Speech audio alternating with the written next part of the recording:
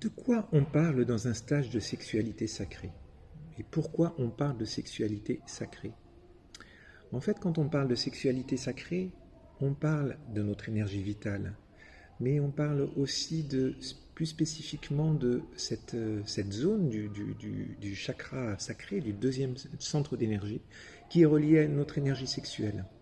Notre énergie vitale, elle a cette base dans nos premiers chakras, nos chakras inférieurs. C'est l'endroit où est notre énergie à l'état brut, à l'état de puissance absolue. Et quand on a dans notre histoire, dans notre vécu, ou dans le vécu de nos parents, dans notre vécu transgénérationnel, ou dans notre vécu collectif, donc dans tout ce qui, voilà, avec tout ce qui sort en ce moment autour de la sexualité, tous ces espaces-là ont pu créer à des moments dans notre mémoire cellulaire, dans notre corps, des blocages, des points de fixation, des points de tension.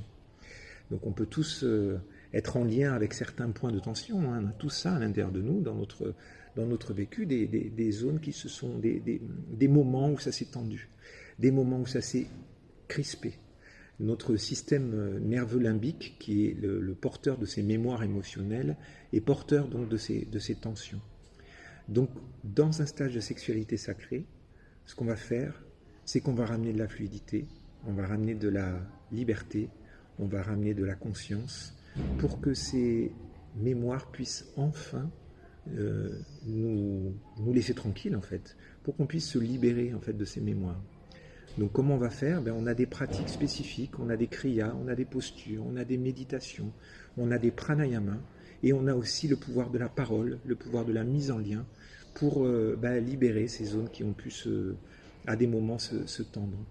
Et l'objectif, c'est de retrouver un lien naturel, un lien simple, un lien libéré avec cette énergie qui est purement créativité. Notre énergie sexuelle, c'est aussi la base de notre créativité.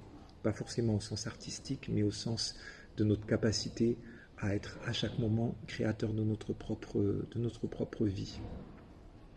Voilà, quand il y a des mémoires qui sont bloquées, on peut avoir des sentiments de honte, de gêne, de culpabilité, des inhibitions, des colères. Donc tout ça, c'est voilà, l'objectif de ce stage, c'est de pouvoir nettoyer ces espaces-là.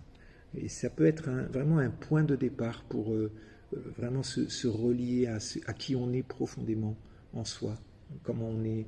Finalement, nous sommes des êtres libres, on a juste besoin de retrouver cette liberté qu'à des moments on a l'illusion d'avoir perdu, simplement à cause de ces anciennes mémoires.